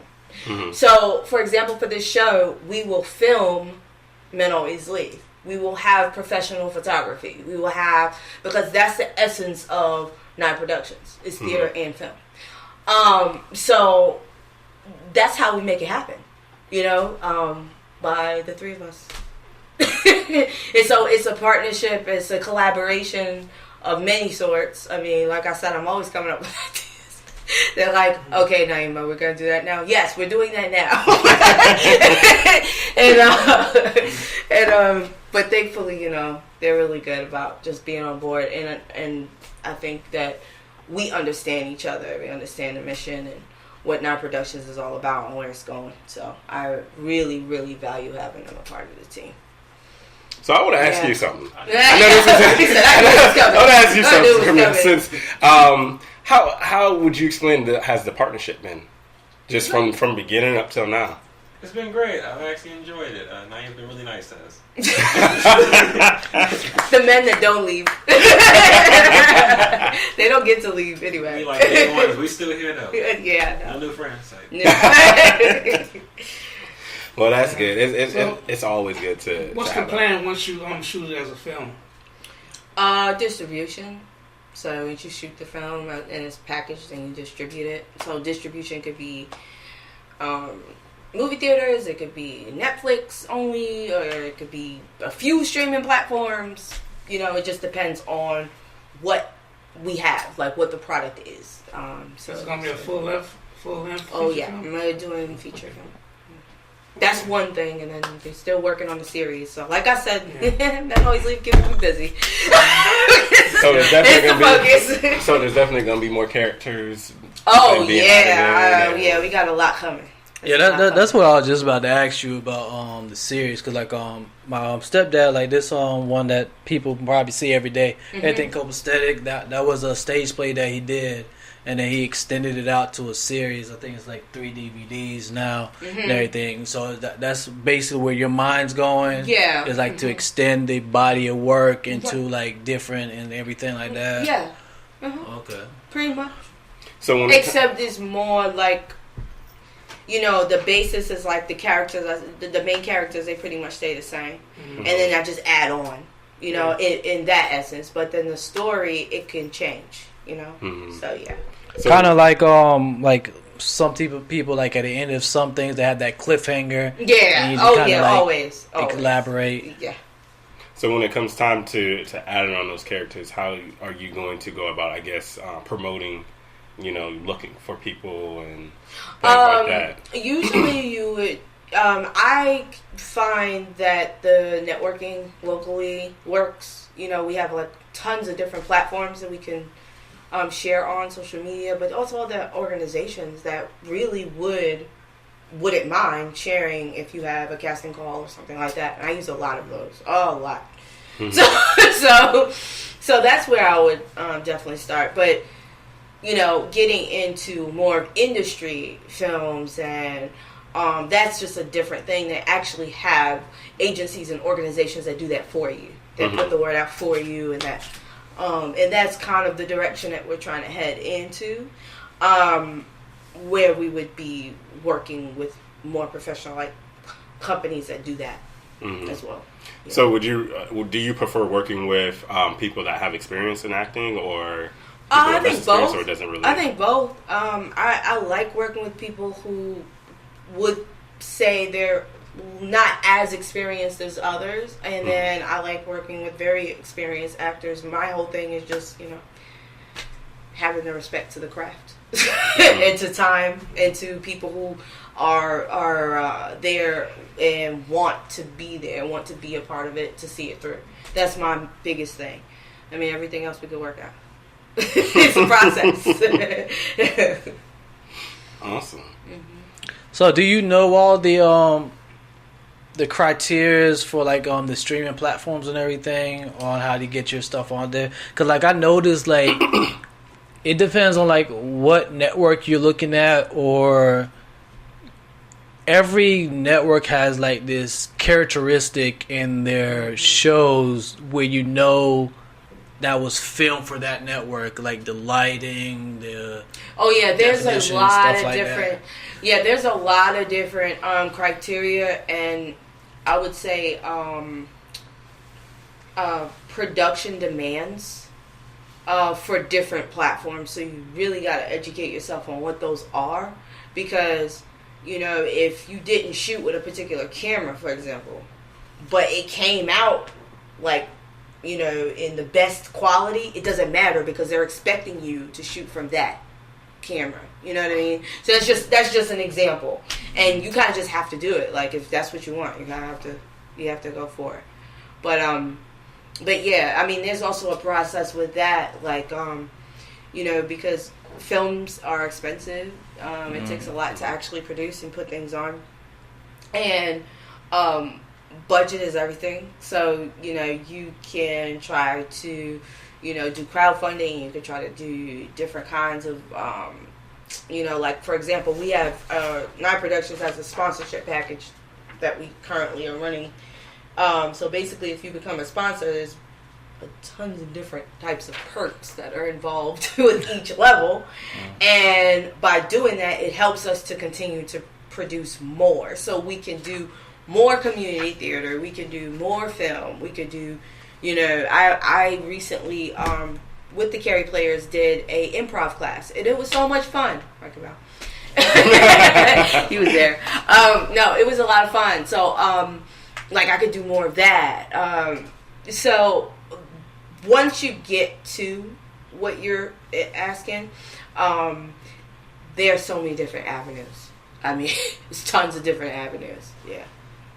Yeah, 'cause I just noticed that it just seemed like every network has some type of signature of the features and everything. Like most people probably don't even notice that and everything, but like I would just always look at it and like, no matter like if you switching through the channels, you just know what station you're on just by the quality and stuff like that. Quality is also how it's you know where I'm talking about. No. The Dimensions?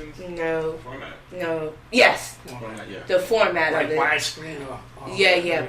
There's that. There's so the Resolution. presentation, like how they do the graphics, even so many different things give that away. So your editing game can be on point, but they will know exactly what camera you used. Yeah, because you have to list what cameras you use. Oh, for real? Yeah. The level. Level. Well, these days you should be shooting 4K. Right. Oh, 4K. 4K. Right around the corner. So I would typically, most people, they're looking for a camera to film, shoot 4K. Or as close to 4K, if you can go something higher than that 8K, to do it. What is 4K? 4K is a high ultra HD, so it's higher than what you normally see, like standard 1080p. It's more sharper than that, cleaner. Mm-hmm. So how is that compared to like Blu-ray? Well, it's the same thing. Well, that is it. Yeah, that is it. That is Blu-ray. Right now, I'm in the process of making 8K stuff, so 8K cameras will be out next. KK? 8K. What is 8K? 8K is this makes a higher form of like HD, so it's higher than 4K. Higher definition. Yeah. Okay. So it's about to be just even more crisp. Yeah. So like all that stuff he said, I had to learn from him and Quentin about. I'm sitting here trying to get a 4K camera, and now I'm finding out I have to get. No, I mean now if you get a 4K camera, as long as like if you want to get your show to Netflix, they have specific cameras that you have to use. So you just can't get any 4K camera. You have to use what's on that criteria. Sure. So, I mean, and that's, those are just constant conversations that we have to have, when we're talking about what our objective is, you know what I mean? Which direction we want to go in with production. So yeah, it's deep. And there's a lot of information. But you can get it. It's there for you. You can get it. So what is the final objective to what you want? Because we know you say you want to get it out there, so you want to do major things with it. But what, I guess, in the end, if you could just foreshadow and tell us in the end, like what you would see it being, what would that be? For which part?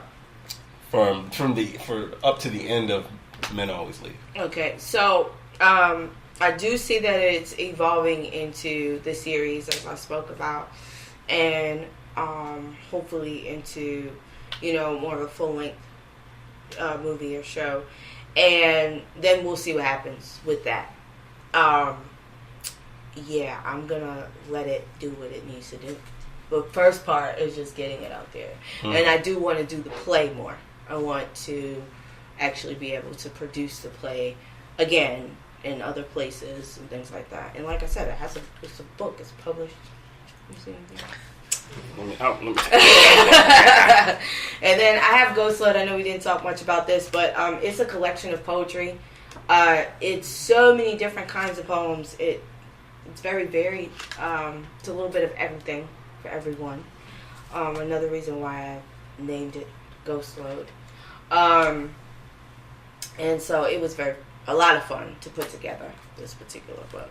Can you go in depth in that as far as the name? Yeah, the name. So, as far as the name, I wanted people to be able to identify with any piece in here. And my whole thing is, we all have our own stories. We all have stories from our past. We all have stories that are current with us. One of the things that I talk about in the opening of Men Always Leave is about your portrait, and how when you're first born, your first illustrators to your portrait are your parents, right? And that's how I view much of even my work. It's like I'm whoever, or I'm inspired by my life experience, right? And so this book was formed on a lot of that. So that's how I kind of thought of Ghost Load. The load being all the poems. And I wanted people to be able to identify with it no matter what. That's why the if you look at me in the image, I'm pretty much transparent in a way.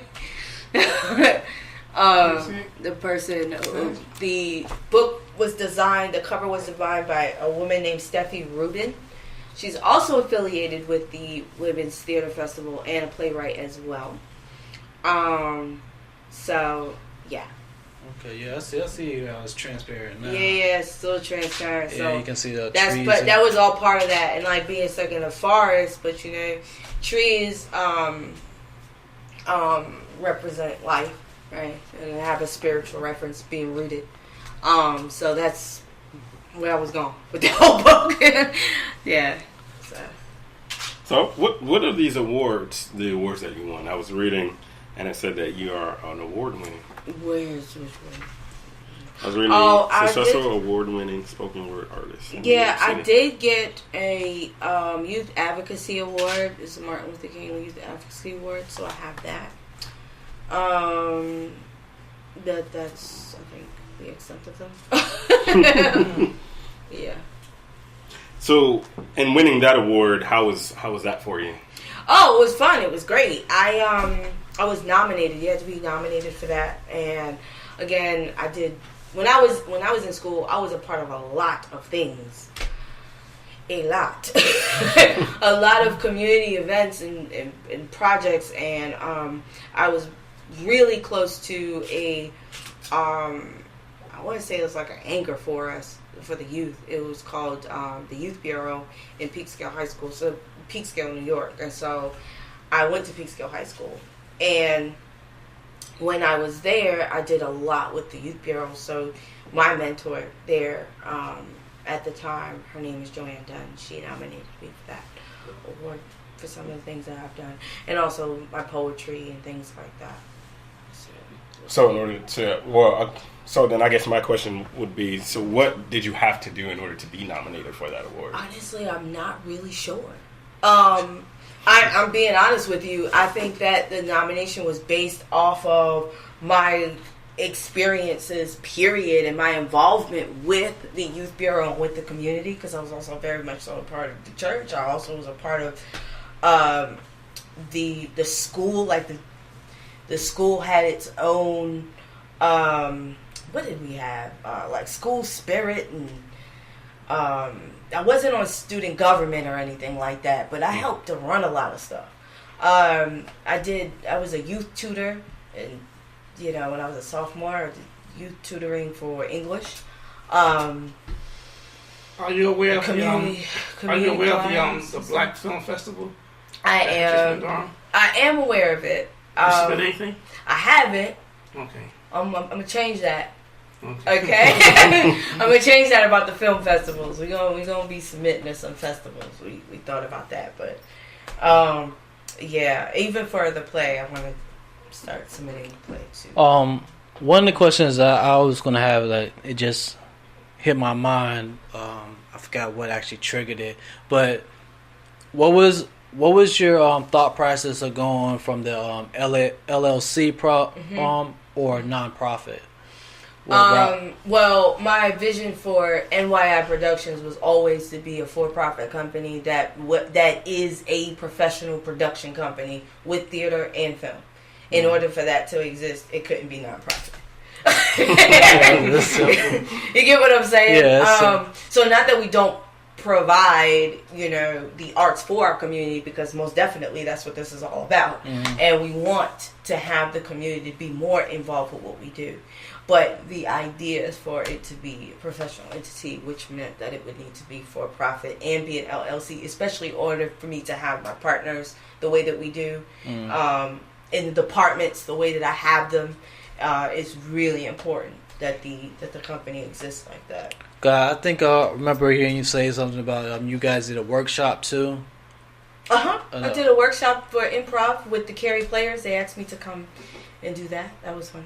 So are they the nonprofit that you associate with? They are a nonprofit. Okay. So it's kind of cool because I'm for profit, but they're a nonprofit, so we're able to come together with our resources and our, I would say, abilities to provide the arts for the community, because that's their whole thing, is to provide free art for the community, and then I come in and I'll help them do that. Okay. Yeah. So earlier I heard you say that you enjoy writing dramas. Yeah, I do. You love it. Is there one that is your least favorite to write? As far as drama? Genre. Oh, genre. Yeah.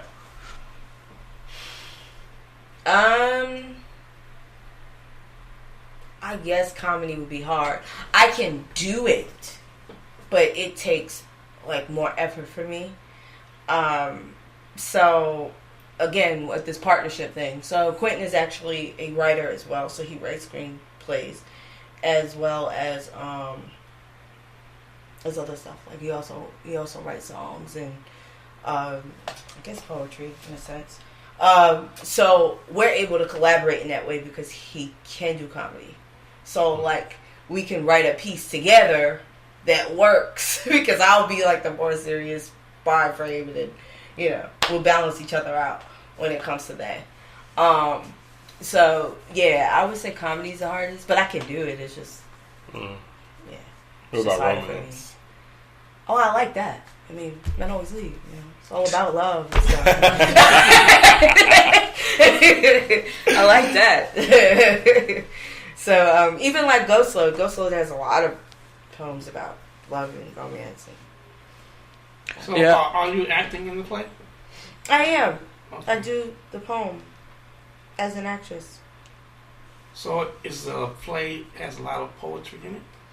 The play doesn't. The movie or the series does. See, that's where it's different. Yeah. The series, the poetry actually pushes the story. Whereas this is the poem is the foundation. So it's how do we get to all of this? Yeah. And so then when I do the poem, it's okay. So how did you work? How do you work the poetry into the series? Oh man, that was so much fun. Because one, I had the pieces anyway, but it's for me it's I'll sit with it and the stuff just comes out like water. When I'm really inspired in an inspired place, and sometimes I will have all of the dialogue and all of how I see it happening, and then all of a sudden it's oh yeah, this poem goes. and that's how it goes. It's not I come up with this and then I think about. It's a free flowing space, creative space for me as a writer. But everybody's style is different. But that's me. And usually it's one sitting. You know what I mean? There'll be one sitting, and then it's whoa. And then sometimes I'll create a piece right then, just from being inspired with being in the moment of the dialogue and the scenes and how I'm putting that together. And it's okay, we got to create this because that makes sense. It's that kind of thing. I got a question. Cause I just noticed the guy in the bottom right hand corner. Is he hugging somebody? Yeah, or just... he's hugging the character Maya. This is from the series. Oh, okay. Yeah. My flyer was designed by Dwayne Garnett, who is also a business owner. He has a company called Love is a Parable, but he also does graphics, and so he created this. That's his work. which I think is dope. I think you did a great job. Did you have an idea how you want your flyer to look, or were you just like, here, make me a Well, flyer? he knows what my colors are. My colors are purple and gold, and I told him it needs to look like a stage play. So I definitely wanted this kind of thing. Mm-hmm. I wanted it to be distinct from the film, because you created the graphics, right, for the flyers. Yeah. Okay. So yeah, so like our graphics for the film is different, and I wanted it to be like that different. You know what I mean? Because yeah, like for the pilot, because he did all that. Okay, and you did say the pilot is on YouTube, right? It is on YouTube. Yep, it's on YouTube. N.Y.I Speaks is on YouTube. Highlight videos for the book signing, improv class, a commercial that me and Q worked on. What else we got on there? A teaching class I have, a creative teaching class is on there. I have a performance reel. Yeah, a lot of stuff. So yeah, we keep busy. Just play off relationships and everything, and real world and everything. You been keeping up with the Cardi B situation? I can't.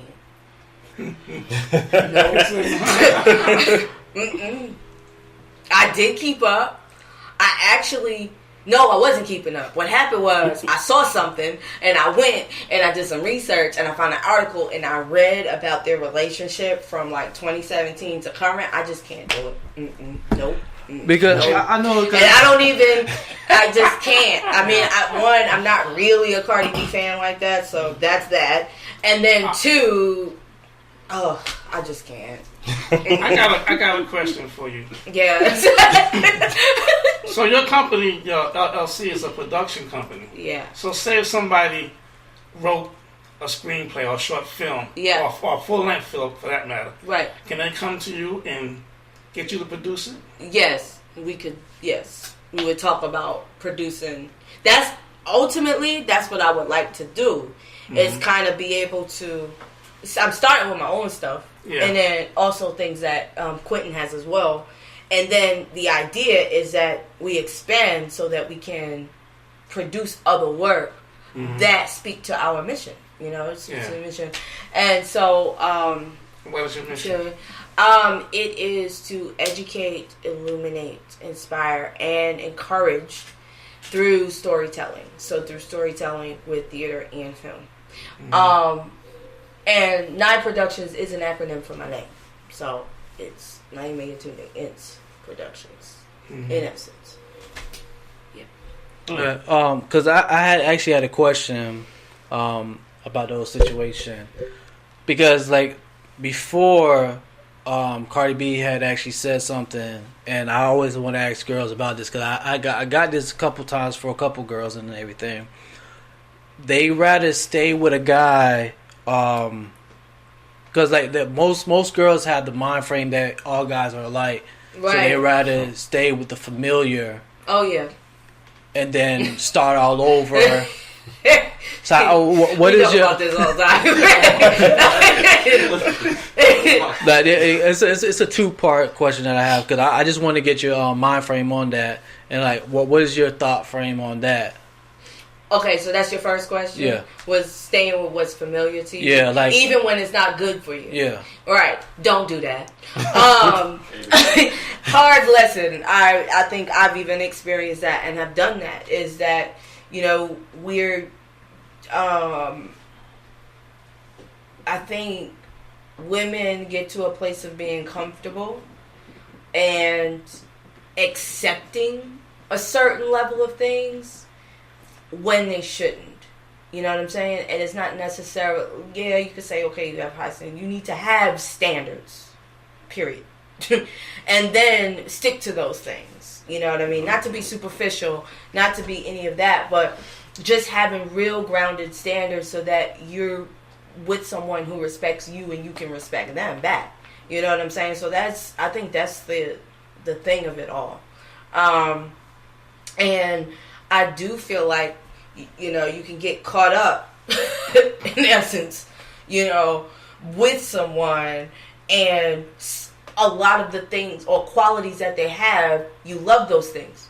But everything that they don't have, the qualities that hurt you, you don't like them, but you put up with them because you like the stuff that's good. That's not good. It's unbalanced by that, because now the things that are toxic will continue to tear you down. You know what I mean? So that's how I see that. And that's one of the points that I was about to make, because like I think we discussed this before. Not most of the times, like when a guy keeps getting forgiven for something, they're gonna continuously do it because and like what? Because like I had to think about it, like watching Offset and everything. I actually been in that situation where, and that because like honestly, not mad at my like I never cheated on her or anything, but like I do know that there was certain stuff that I did, and like the fact that she did actually get up and leave, like I can respect her for that. But where Offset is right now is like he's doing dumb stuff, like everybody's saying he's doing dumb stuff, even though he see her frustrated, and he's frustrated because he's trying hard because she always took him back. So, his mind is not processing. But that's the thing. Once she takes him back, he's going to do the same things over and over. So so in that case, he's not learning the lesson that she wants him to learn in order to be someone for her. You just need a whole new person at that point. you get what I'm saying? Yeah. Because that's their own personal path, or they got to grow, or whatever the case may be. That just might not be for you. You know what I mean? So when you keep accepting that, then they're not going to do anything different or grow, right? Because you just going to take them back anyway, you know? But what if this was the last? What if he actually learned after this time and he was like, you know what? Since he's got to fight this hard to get her back, what if he's like, you know what?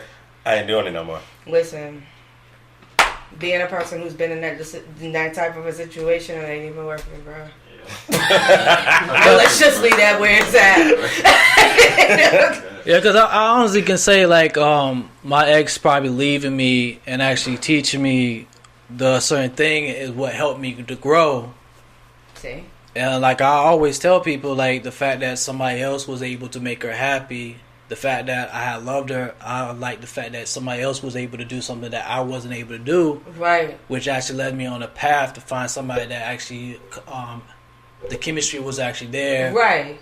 And even though it was like, so cause like sometimes I had felt guilty that because like I was probably doing stuff for this other person that I didn't do for her, right? But at the same time, we had a better situation separately, right? And that's what a lot of people don't understand. And that's what I was saying about Cardi B and Offset in its sense. I just think it's just so bizarre. Like that's why I said I can't. Not that I don't understand it or can't talk about it. I can, but it's like it's just so bizarre. And the things that we do to each other, men and women. But I guess makes no sense. But I guess in this situation, we still have to remember though that they are married. Right.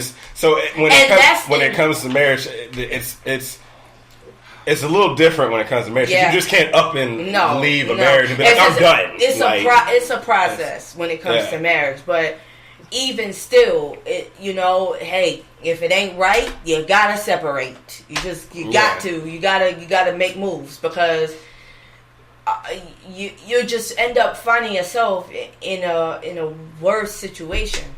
And then not growing, not evolving from that. You know what I'm saying? And the man, he may or may not learn. That's just the honest truth. You know what I'm saying? And then she takes him back, and then they just keep going. It's just a cycle. It's ongoing.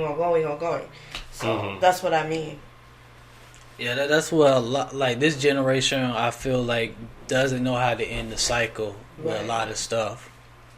Well, when it comes to this generation, or the generation, who's behind us, the way that they're being raised is a lot differently than the way that we were raised. So they don't know how to handle certain situations. Most situations they don't know how to handle.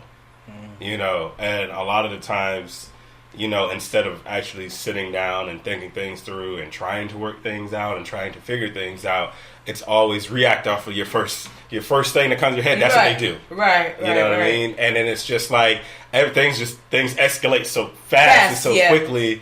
And, you know, 1 minute, you know, you can be sitting there talking to the person, the next minute they fighting. Yeah. Somebody dead. Right. You know, and then they're just like, well, I don't know what happened. Right.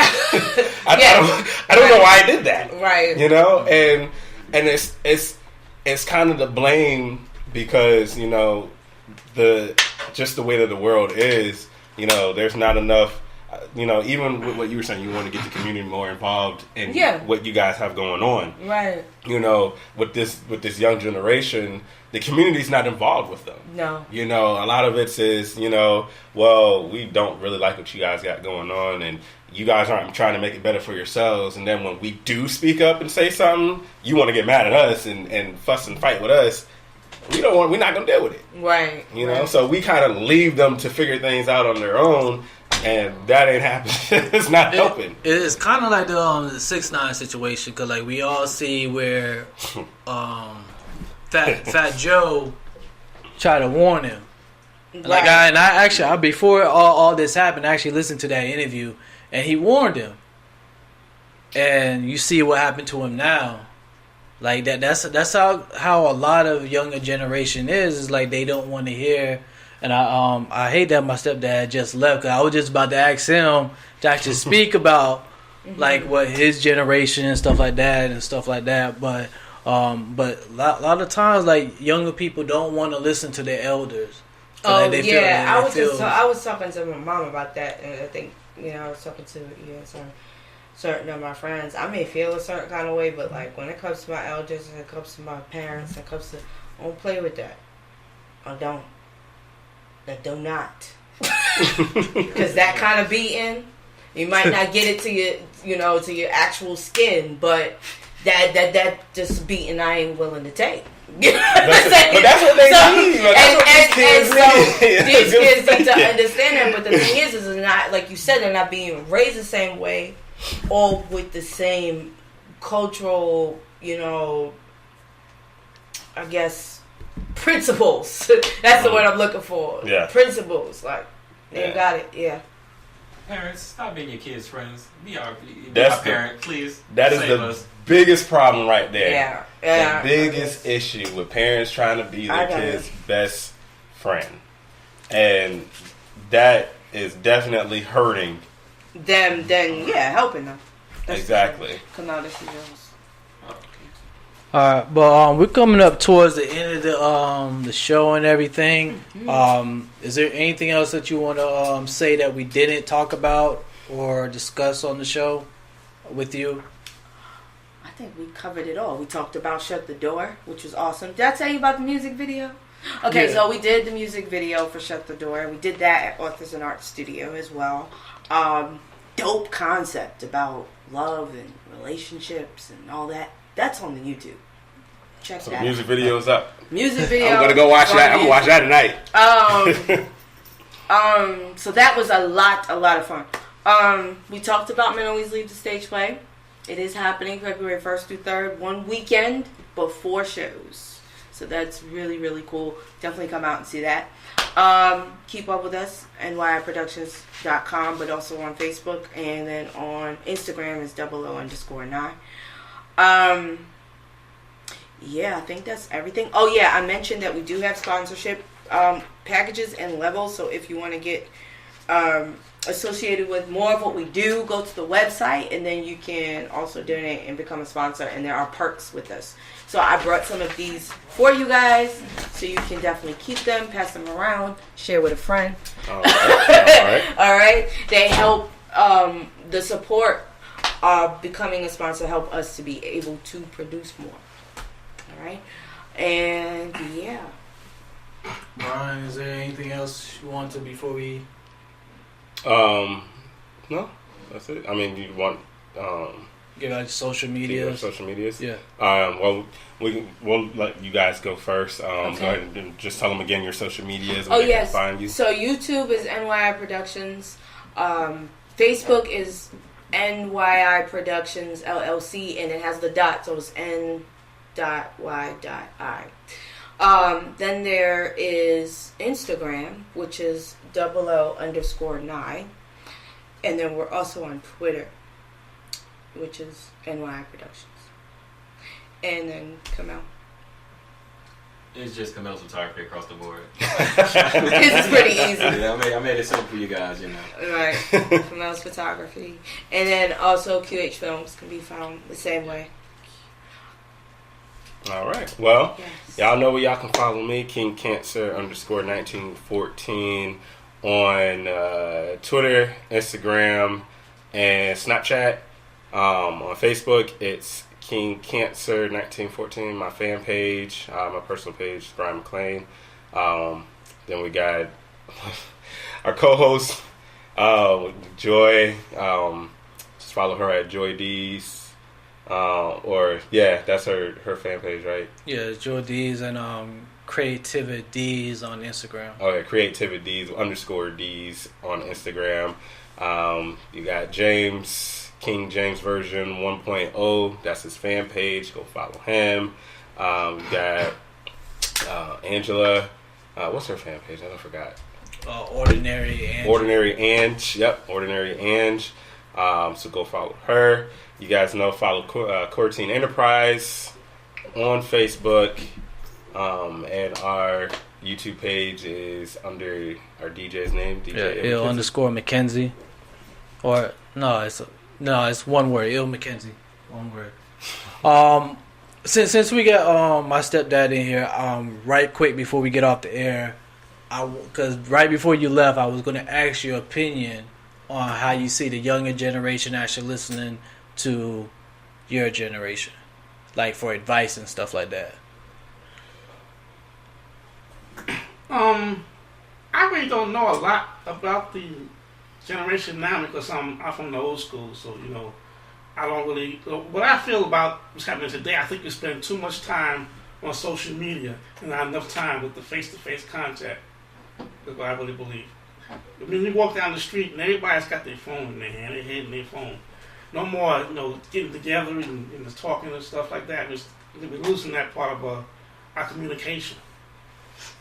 You think that's also a reason why relationships are the way that they are now as well versus when y'all... Could be a contributing factor. Yes.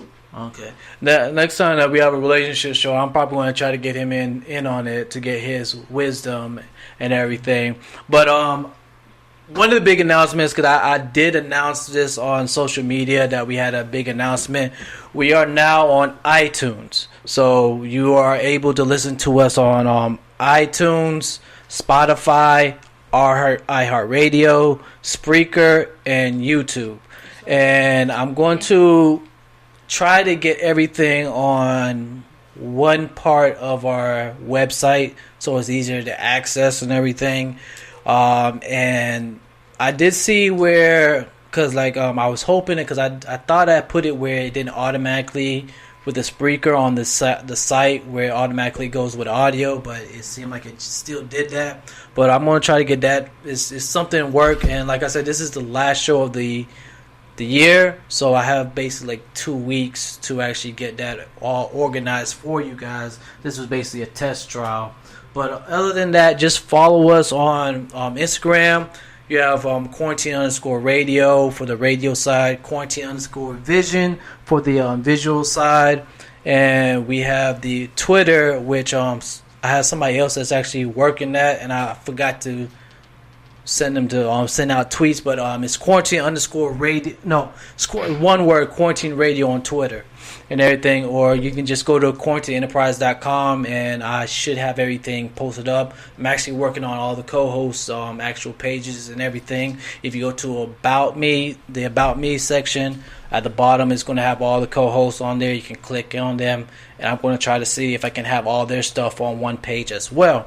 But I do want to thank our guests tonight coming here letting us know about their play and just bringing knowledge, stuff that we didn't know already. Because I honestly was thinking about all the criteria for the other things. So like I know that I need to look into that as well. Now, no doubt. Yeah. But I appreciate that. Definitely reach out if you ever questions. Appreciate that. And I am going to go try to get a ticket. I'm going to see when my girlfriend is actually free, which date she's free, and we're going to try to see. And you say you have a daughter, right? No, she has a daughter. Okay, well, you should bring her. Yeah. It's a family show. And there's a little boy in the show. Okay. So, yeah. Well, you're trying to hook my Not at all. I'm just saying that it's something for the whole family. Another quality of her is matchmaker. I would say you don't gotta leave the kids out for this. Okay, they can come to. That's what I mean. It's family friendly. Yeah, I'll bring that up to her. I would come, but I'm gonna be out of town. Oh, okay. Time. I'm actually gonna be on tour for like 4 months. Oh wow, okay. Oh yeah, everybody remember when we had him on the show, he said he was a merchandiser. He actually is going to go on the Tyler Perry farewell tour. Oh, nice. Doing the merchandising and everything. So if you're out there, make sure you go buy some merchandise. Stop by the table, say hi, let him know that you saw him on Quarantine Radio and everything. So, he'll be out there and everything, doing the merchandise. If you say Quarantine Radio, you get a special discount. I don't know if there's any truth to that, though. I'm just saying. Yeah, I just want to thank everybody for tuning in. And like I said, this will be the last show for the year. We'll see y'all in 2019. Merry Christmas, Happy New Year, Happy Kwanzaa. Yes, all the good. Yes, enjoy and stay safe. No drinking and driving, and no smoking. Alright, and this show has been Quarantine, alright? Hey, this is Nola out there, and you are now rocking with N.Y.I right here. Yo, what up, world? It's your man 504 Detroit. You already know every Tuesday and every Thursday I'm tuned in to the hottest radio station across the land, Quarantine Radio. They push it down and they play all the hottest new music. Let's get it. It's your boy Gabe, and I want to give a big shout out to Quarantine Radio. Make sure you check them out every Tuesday and every Thursday. And thank you for supporting my new single, Down Low. I want to hear that new soul-free wisdom on Quarantine Radio. Yo, what's up, man? It's the kid Swift, a baby, young Swift. One time for the check-in with my dog, my homie, N.Y.I, straight out of ATL, Georgia. And you know how we rockin' out here, baby. Let's get it. I tried being humble.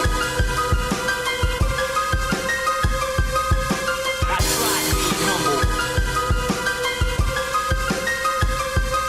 I tried being humble. Humble get no respect.